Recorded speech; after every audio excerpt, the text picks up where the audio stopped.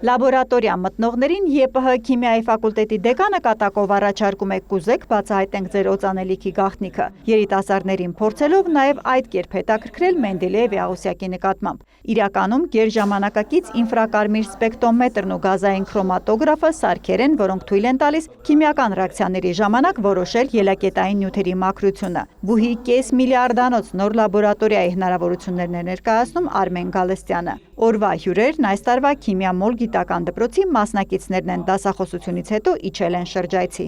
Հրավիրյալ պրոֆեսորները աշխարհի տարբեր երկրներից են, Ամերիկայից, Կանադայից, Ճապոնիայից, Ռուսաստանից, Գերմանիայից, Ղազախստանից նույնպես, որոնք իրանց առաջադեմ գիտությունը տալիս են երիտասարդներին եւ ցույց են տալիս այն ուղին, որտեղ պետք է գնալ։ Քիմիամոլը Մայրբուհն արդեն երկրորդ անգամ է կազմակերպում, գործընկերը օրգանական եւ դեղագործական քիմիայի գիտահետազոտական կենտրոնն է։ Չեն թաքցնում նման միջոցառումներն իրենց օգնում են տաղանդավոր խելացի կադրեր գտնել, երիտասարդ քիմիկոսներին ծանոթանալ միջազգային ճանաչում ունեցող առաջատար մասնագետների, հետագայում նրանց ղեկավարությամբ հետազոտական աշխատանք իրականացնելու համար։ Գիտություն եկողներին պահելու հարցում օգնում է բարձրագույն կրթության եւ գիտության կոմիտեի ֆինանսավորումն, ասում է կենտրոնի պատվիրակը։ Ունենք եւ փոքր դրամաշնորհային ծրագրեր, այսինքն ավելի քիչ ֆինանսավորման, բայց ինչ որ քայլեր տվող ունենք բավականին մեծ դրամաշնորհային ծրագրեր։ 176 միլիոն դրամ 5 տարվա համար, իսկ դա բավականին լուրջ գումար է, մինչև միջինում 300,000,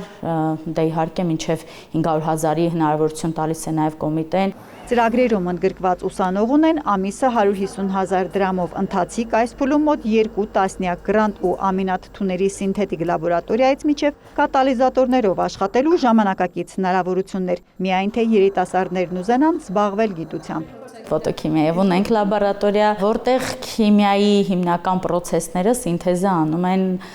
լույսի տարբեր բանի տակ, ճառագայթների տակ։ Ունենք այդպիսի ամբողջական ստեղծված նոր լաբորատորիա, մեր լաբորատորիան իոնային հեղուկներով է, որ էլի ժամանակակից տենդենսներով այդպես ասած շակերտավոր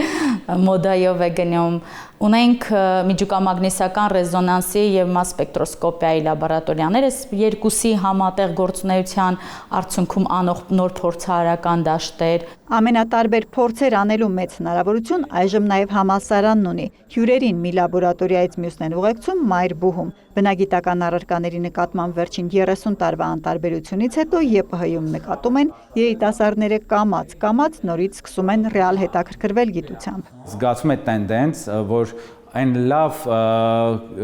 երեխաները, որոնք ունեն բնագիտական մտածելակերպ, արդեն գալիս են դեպի կրթության, այդ բնագիտական կրթության կողմը եւ ուզում են ստանալ հենց բնագիտական կրթություն, քիմիա, ֆիզիկա, կենսաբանություն։ Քիմիայի մոլն այս տարի թեմատիկ որևէ ուղղվածություն չունի, աշխարհի պես մերոնք էլ են որոշել գնալ միջմասնագիտական շփումներում նոր գաղափարների ստեղծման ճանապարհով։ Հերմինե Բաղդասարյան, Աշոտ Խաչատրյան, լուրեր։